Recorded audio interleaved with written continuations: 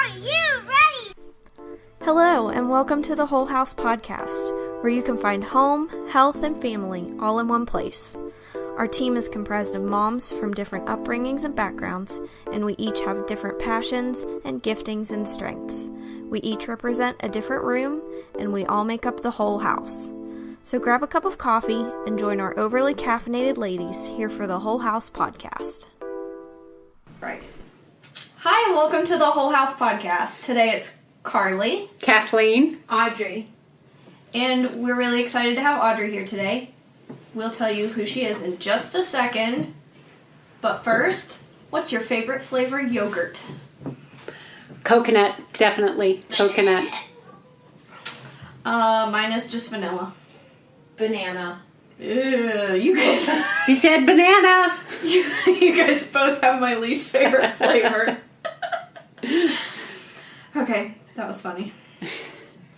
All right, so today we're here to get Audrey's take on the Guire Adoption story.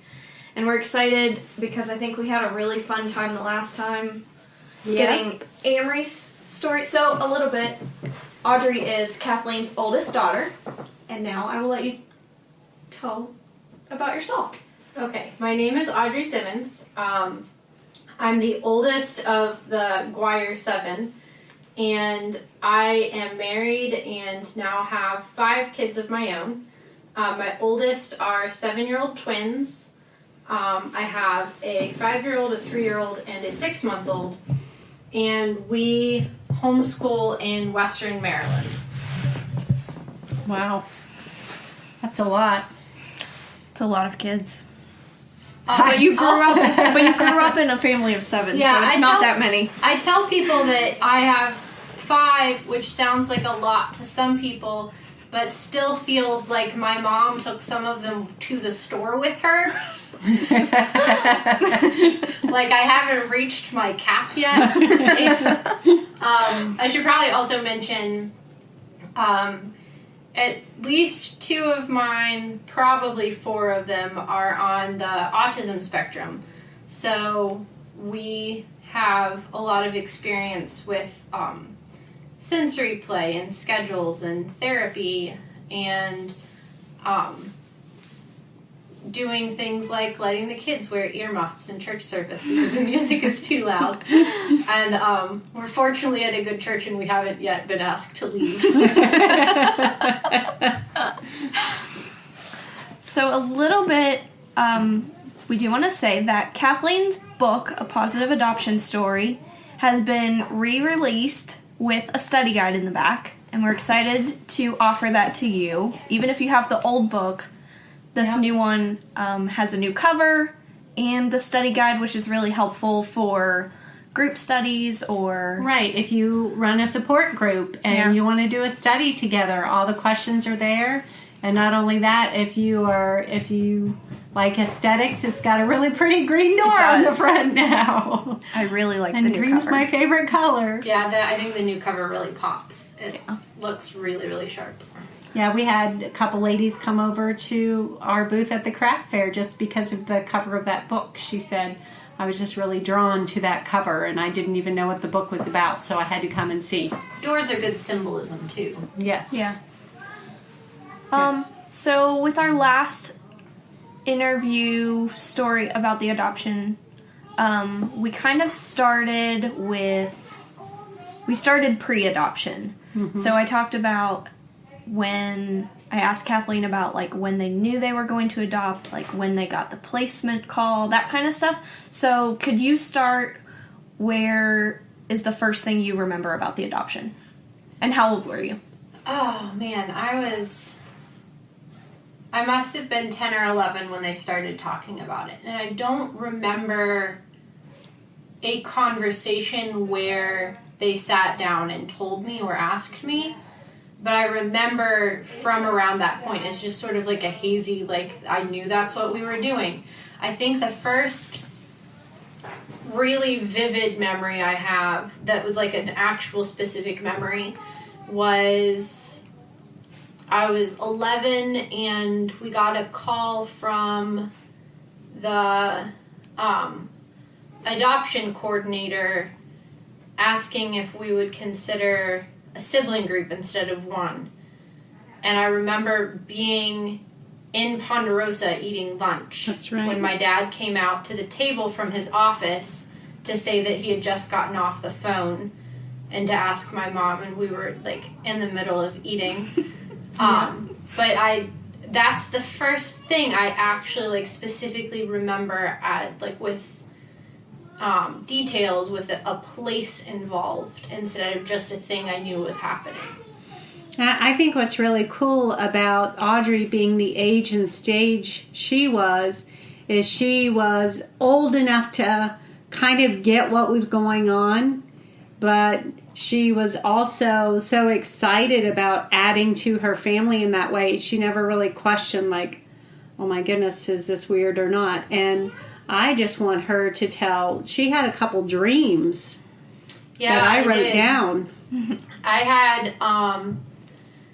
I had a dream that we got boys that were really close in age, that they were almost,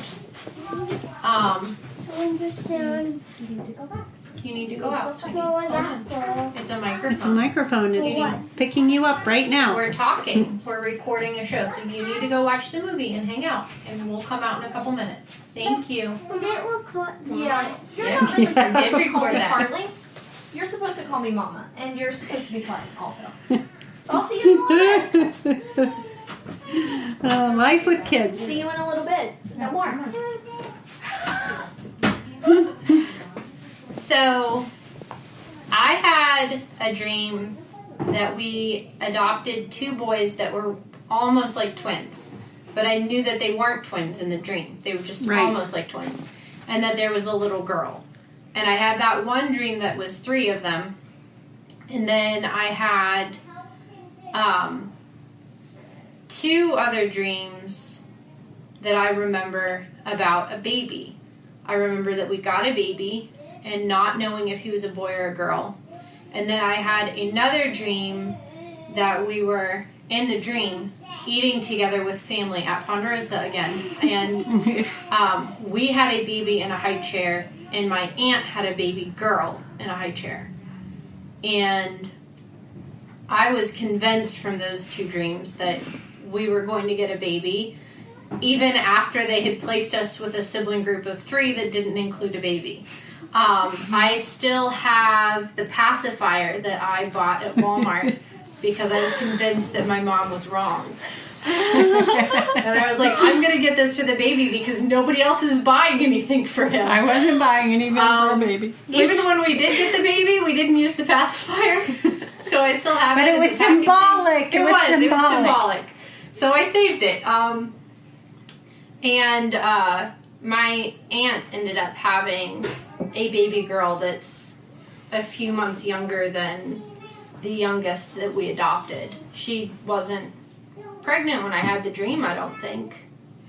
No, and I had a dream too, but that's a whole nother story. But what is really cool, in case you didn't listen or read the book, this very much parallels the last interview we did. Right, and in case you didn't listen, yes, there was a baby. And we didn't find out until 2 weeks before our travel date that there was a baby. It was a younger sibling of the older 3 that they had never met, because when the older 3 were taken from the home and actually went straight to the hospital because they were very ill, their birth mother was pregnant at the time. And it wasn't until our attorney in Poland went to go interview the oldest 3, and I asked Damien, who was the oldest, who was 7 at the time, if he wanted to be adopted by this American couple, and it was Damien who said he remembered that his birth mom was pregnant.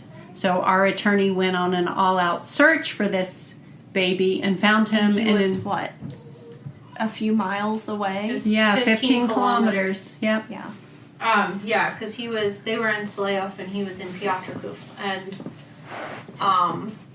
you know, it's funny, my memories, the really vivid ones that I have, do also, like, involve the phone calls, even though I wasn't ever the one to talk on the phone. And I don't know if that was because it was cemented in my memory that the adults around me were reacting to the phone call in an unusual way, if that's what made it stick even before I knew, like, why it was important. Because I also remember being in the house in Mannington when they called about the baby. Like, Right. I remember where I was in the house. And it was, I remember the phone. It was yellow. The phone was yellow. I think Grandma and Grandpa Guire were there. Grandparents were visiting when we got the call, because we were doing early Thanksgiving before we went to Poland, like over Thanksgiving. Right. And and the interesting thing is, I think that the phone calls are extremely significant because when you are biologically pregnant, it's the labor you're waiting for. I'm going to cry. Well, there's so many physical signs. Like, you're waiting on the pregnancy stick to show a positive. Right. And then you're waiting on blood results and, To look pregnant. yeah, like, but so much of that is stuff that you are personally in control of or present for, even if it's not technically in your control. You're the one that looks up or looks in the mirror and notices how you look different to yourself, or you feel how your back aches, or like there are all sorts of physical symptoms that are present in your own body that are signs of the next thing changing. Right. But with this, it was more like it was all the external. little bits you got were phone calls and paperwork. And the pictures, like I still remember they were weird Polaroid film. And we got those in the mail, and I remember, I have no idea where I was when this happened, like who watched me, but I remember the day that you guys went to get your fingerprints taken for the background check. Yeah. And we were left with somebody else. I didn't even go on the trip with you, but I remember knowing that that's what you were going to do. Right.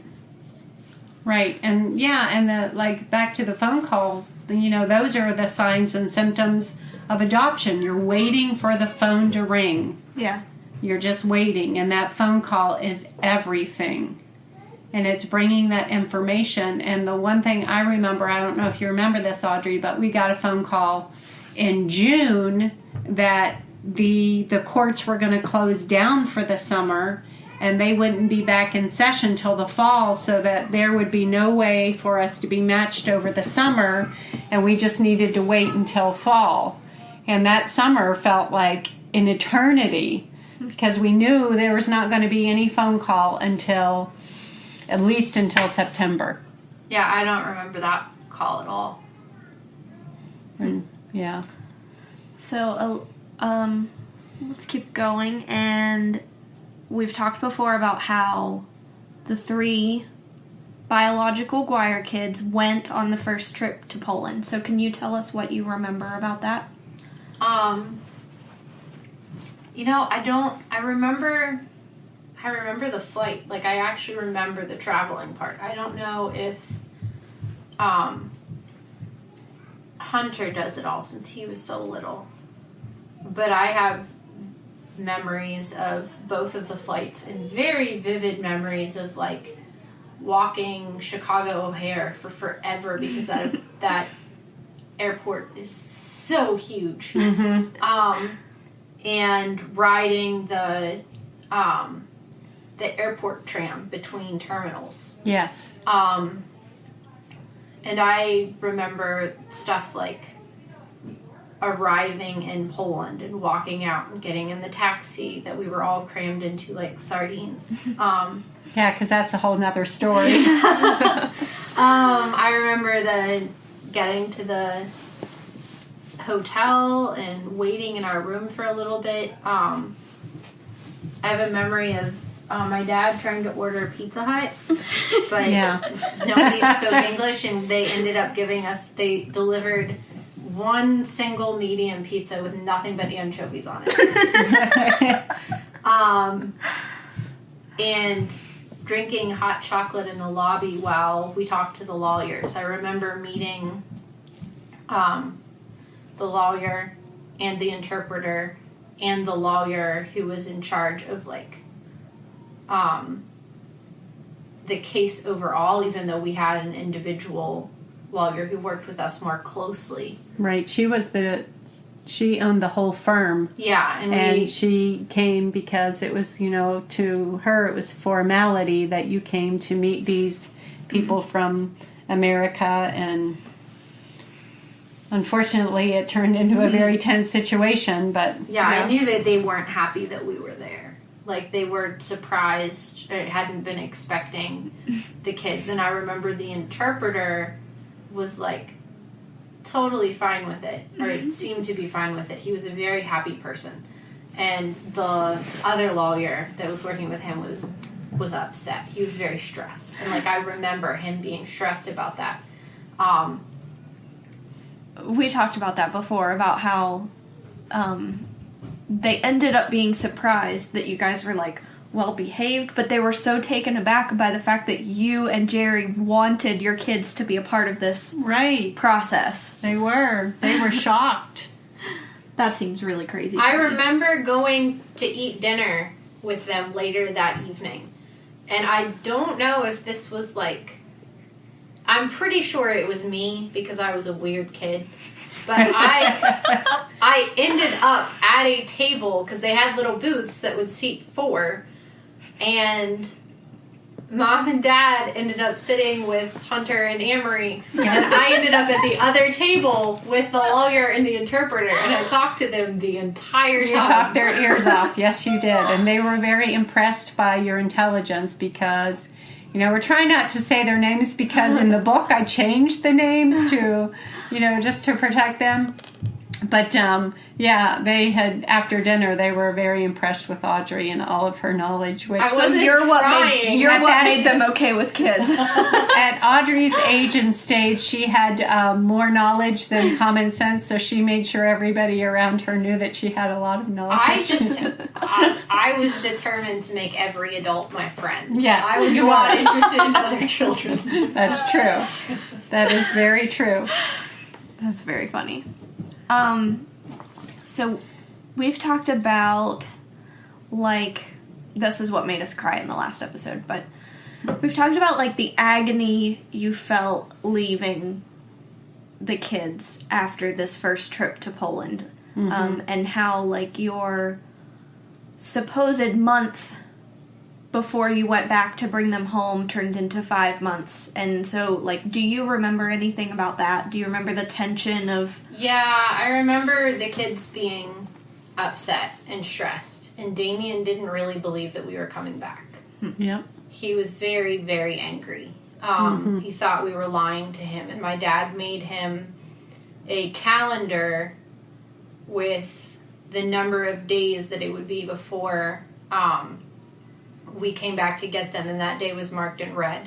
And I remember him coming back to the rooms where we were staying very late at night in tears because some of the older kids had torn the calendar to pieces. Yeah. I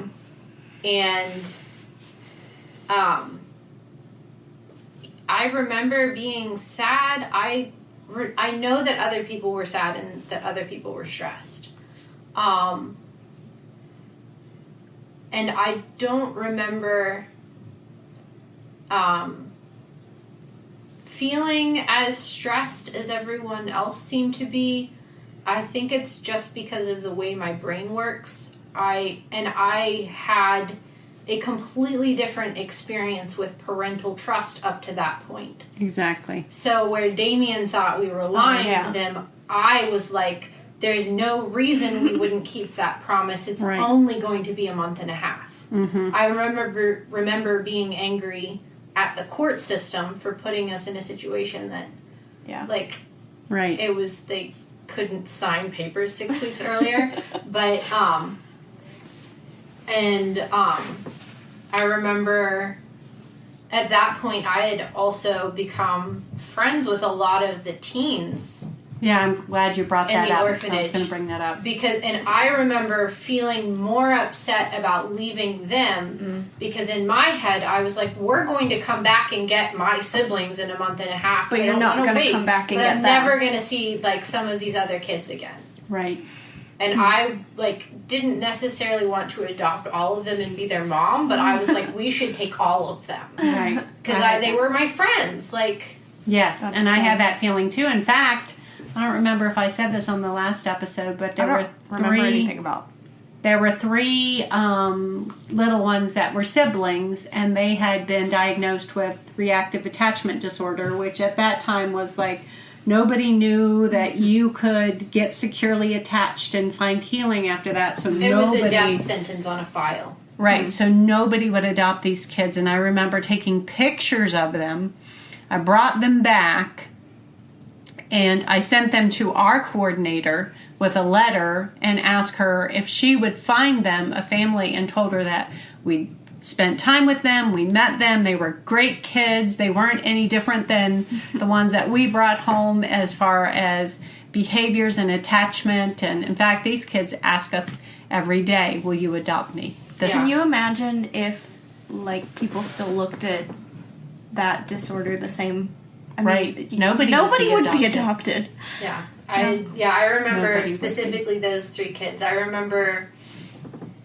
think that I have so many memories packed into that 1 month we were in Poland that it pretty much massively outweighs, like, the rest of the year that I was, like, 12. Mm-hmm. And it even probably outweighs all of the things I remember from, like, 10 and 11 and 12. 13 was a bit different because we had new siblings, and that was right. a big learning curve for everybody. But just compared to, like, how often I think about things from my past, that 1 month represents so much of what I would say was, like, formative memories for me. Yeah. Because that was the first time that I'd been in a situation where I was exposed not just in theory, but in practice to so many things that I had never actually seen before. It wasn't just the poverty. It wasn't just the post-communism. It wasn't just being in an orphanage. It was like all of it at the same time. So things that seemed grossly unfair to me, but were problems that I could have solved at home. Right. Were things that were so wildly beyond my control there. And there are kids that even now, like, I remember their names and their faces, and I still think about them and wonder where they ended up. And I remember there was, because of Polish law at the time, they had a stipulation that if parents had voluntarily surrendered children, that they retained parental rights as long as they called every 6 months or made contact every 6 months. And a lot of that was because they were in a culture where people were having lots of kids while in poverty and would send older kids away to be able to feed the younger kids. Right. And I have a very vivid memory of one boy sitting outside the director's office sobbing, I don't want to talk to him, I don't want to talk to him, because his dad had called and he knew that 6 months cut him off from another year of being available to be adopted by anyone else. But that was the only contact he had with his dad. Was that brother? Yes, it was. Yeah, I remember that. David. I remember that conversation, and that was the kid that spoke English really well He spoke and knew English all of really his well. geography. He was really smart. His little sister played with Anya all the time, and they kept him home from school that day just because they knew his dad was calling, and that was the only contact that he got, and they were required by law to make him hold the phone. Yeah, that was such a sad. And I remember just being so angry, not even at just the court system, but at his dad, like, putting him in that situation where if he couldn't take care of them, he wouldn't let them go. And maybe there were other factors that I couldn't see then, but I didn't understand why if he actually cared, he wouldn't show up like actually visit in person. Right, Yeah. and there were other circumstances that I knew more about because I had talked to the director about that circumstance, but it was still, I won't even go into it. It was all really messed up. But what Audrey is talking about, I think, is, when you go on a big missions trip and you are actually there in the culture and you have no control over anything, the government can throw you in jail, whatever. You're just totally out of your element. If you've never traveled outside of the country, you can't even imagine what we're talking about. But then take that mission trip, stay there for 5 weeks, which we did, and then go back and get some of the natives and bring them home with you, invite them into your house, and raise them as your own. Because we weren't even going in, like, as a work project. Like, we were living at the orphanage. Right. Like, I woke up every day and had every meal with those kids. They didn't eat at school. Yeah. Right. So that was breakfast, lunch, and dinner every day that we were eating with them. And I was talking with them. And, like, because we were living there, that was all of my free time. Right, we did school during the day while they were at school, and then they got home, which they got home like at 1 o'clock. It was 2. Yeah. 1 or 2, yeah. Because we ate dinner really early, like as soon as they got home from school. And, no, not right now.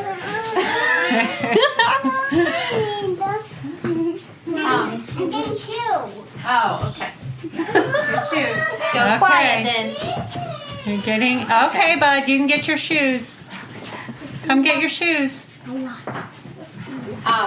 You get your shoes. Where are they? I Where's your think boots? I think that yours are in the kitchen. Come on, Lyra. Oh, Your shoes are here. folded that. Yeah, Yes, it did. it did. All of that. You need to ask Mom that. Yeah. No. It's like we've never fed these kids before in their lives. We fed them like today. 5 times today. Oh my god. This non-commercial interruption was brought to you by the children They want food. who have been eating since we got here. We can just cut that out. I know. Yeah. That's why I'm still... Where would you like to go back to?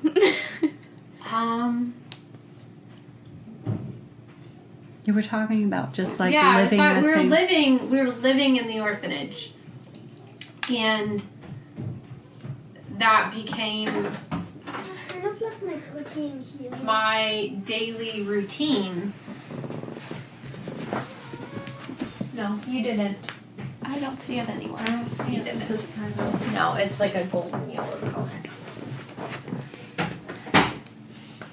So we were living in the orphanage. That became my daily routine. Was Like 5 weeks is like a long time Yeah, to live in especially when another you're a country. child. and I know that, like, I know intellectually that I was old enough that 1 month shouldn't have been, like, a huge deal, but it was. And I have such strong memories attached to that whole season that I remember messaging, it was either Kathleen or my roommate at the time in college, Sarah, when I was walking around campus one November, and the temperature had just dropped like overnight.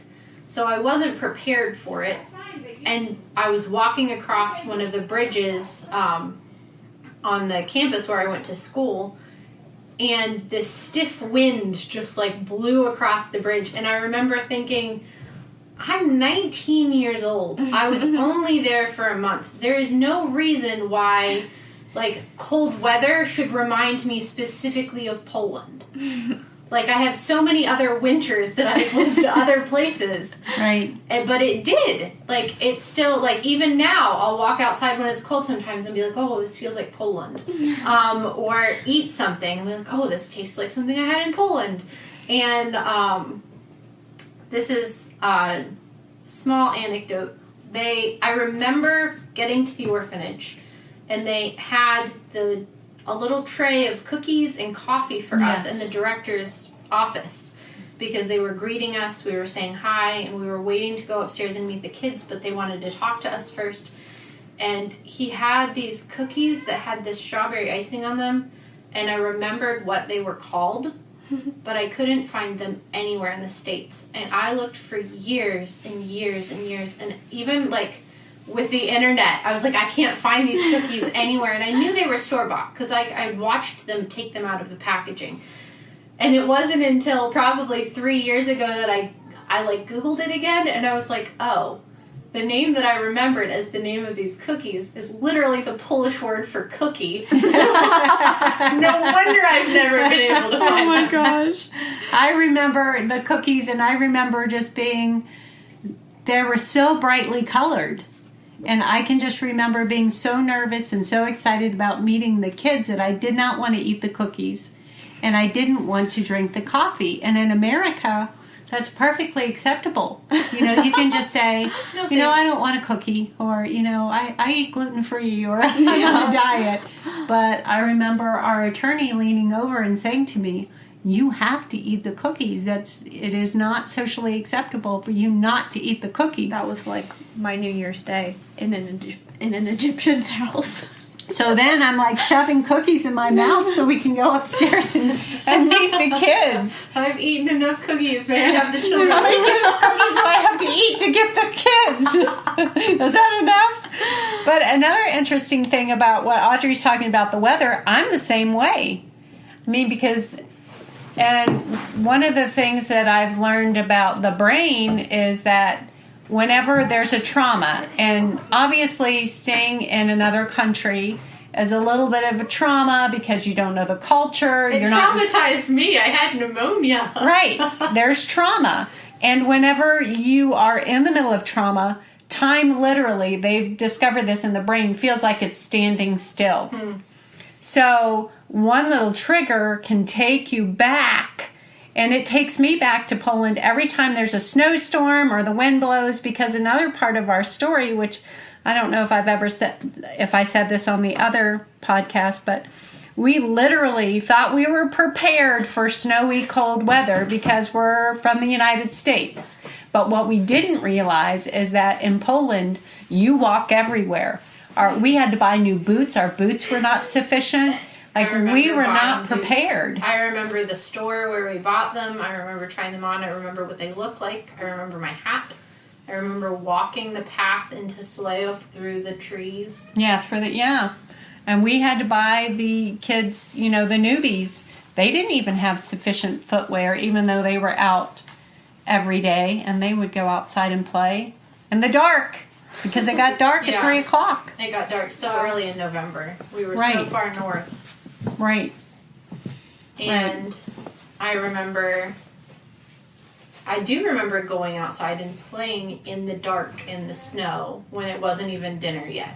Yep. I remember Gregory throwing a rock at my face. He was mad at me. We could write a whole book about Gregory. He was mad because we made him wear the coat. Yep. Because it was cold outside. And I took him outside and he was still so mad. We got outside and he was hurling rocks at me. And I dragged him back inside because he was hurling rocks and then stripping off mittens and hats and throwing them while I was dodging the rocks. Can you talk a little bit about the parallels that you have noticed between Gregory and your son Pip? Oh my goodness, yeah. So, Gregory and my son Pip both have very adventurous spirits and literally no respect for boundaries of or the physical laws of nature. Their physical boundaries, like what their bodies can do, what their bodies are capable of, how powerful nature or objects are in comparison to them. Gregory is the kid that the first year we were in America tried to hurl himself from treetop to treetop like Tarzan. Yes. And fell and knocked all the wind out of him. And Peregrine Pip, my son, is 3 now, but when we moved into the house where we're living now, we have a big yard now with trees and stuff that we didn't have before. And I had to climb up our pine tree while pregnant to get him down because he just kept going. Like the other kids Wasn't he just yelling, "Mama, I'm stuck"? Yeah, he climbs that tree all the time. And the other kids will kind of check branches, and they're pretty good at figuring out where they should stop, or they'll just listen to me when I say that's high enough. Mm-hmm. If I yell at Peregrine, that's high enough, he yells, "No!" and keeps going. And I've had to go up to fish him out of the tree 20 feet in the air because he just keeps going. And he's the kid that would just literally take off at a sprint toward anything that looked interesting. Even now, and he doesn't. We joke that he's our first kid, even though he's the fourth, because he's the first hospital visit, the first ER trip, the first stitches. He's been the first for all of those, and it's not even because he's the fourth kid and I'm busy. It's just because he's the kid that will do things that none of the other ones even considered doing. Yeah, and that's exactly how Gregory was, because remember when he first started riding the bike and he thought that the trampoline would stop him? So he almost decapitated himself. He was trying to duck at the last minute to stay on the bike under the trampoline. And he didn't duck, and it caught him across the neck. Oh my gosh. And that's 100% something Pip would do. Don't you get him?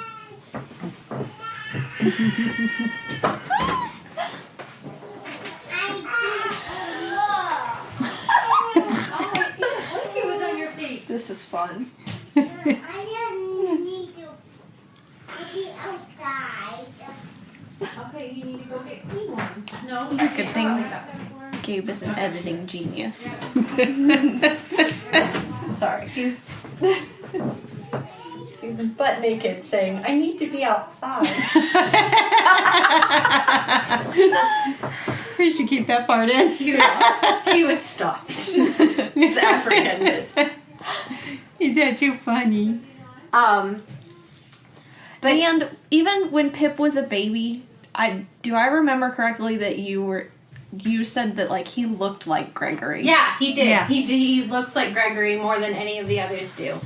And it's funny because when I look at my kids, and I don't know if it's something in the brain, the way that I interpret expressions because of familiarity, but each of my kids, to me, looks like a different one of my siblings, but most of them look like the adopted siblings and not the biological ones. I know. I think so too. Yeah, I see my boys and I'm like, "You look like Raphael." Raphael makes that face all the time. Right. And they're tall and thin like Raphael. Yeah.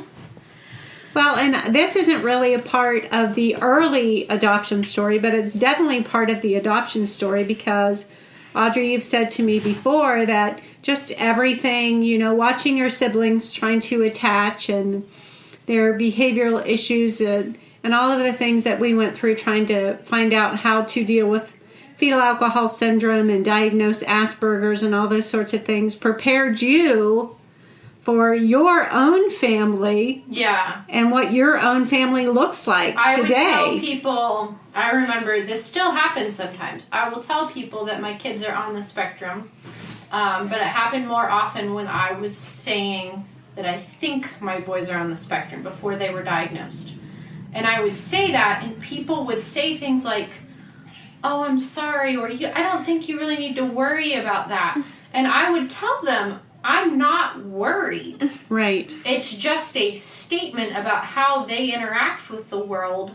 Right. I don't feel like this is overwhelming because in some ways I've done this already. Mm-hmm. Yeah. And Yes. I'm actually on the spectrum myself, and so some of the things that I remember from when I was really little were ways that I feel like I understood my adopted siblings in ways that other people didn't. Exactly. And I still remember, this was much later, but one of the kids was in the habit of stripping all the sheets off his bed every time he went to sleep. Mm-hmm. And I remember Kathleen calling me and talking to, like, it wasn't just about that, but it had come up in the course of a conversation. One of your kids? No. No. One of my siblings. One of your siblings. One of my siblings was taking the sheets off his bed every night to sleep. Mm-hmm. And she was like, I don't know why he's doing that. He's going to ruin the mattress. And I didn't even have to think about it. I was like, Mom, it's because he doesn't like how the cotton feels. But the mattress is that really silky material. Like, he probably couldn't tell you that, but it's a sensory thing. Right. And Audrey, if you haven't figured this out, Audrey has always been one of these people that will speak her mind, regardless of your age and stage and authority in life. So there were a lot of times when she was young, like she was a teenager, and she would say, Mom, the reason that child is doing that is because blah, blah, blah. And she would fill me in on that, and I would have to really stop and listen and think about it because, you know, when you're the parent, sometimes your first response is, be quiet, you don't know what you're talking about. But she did know what she was talking about. She had this amazing intuitive ability because of the way that she perceived the world, that she could see things the way that they saw things. So that was always, you know, a very annoying great help. I know this is a bit of a transition, but just thinking about like the way that I see the world and the way that I understood them because of that makes me think about the fact that there were a lot of ways in which adoption did change the way that I viewed the world. And I know that there are people who have older kids who have asked me before when they find out that I'm the oldest, do you ever regret it? Do you ever wish that your parents hadn't adopted? Do you wish that they had waited until you were in college? Like, because they're not asking, you know, do you think your siblings are valuable? They're asking, am I going to do something affect you? I regret to my kids that I already have by not waiting or being patient in some way. And I think that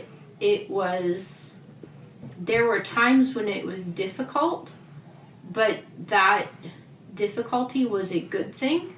I remember telling my dad, I was probably 19 or 20, so I was in college. I wasn't even living at home anymore. But I could just so clearly see the trajectory of where I was headed pre-adoption. And in retrospect. And I remember telling him, I don't regret it because I think I would have been a far more selfish, self-obsessed person. I would have been on a more self-destructive path. And that was such a major way, even if it was uncomfortable, of making me look outside myself. So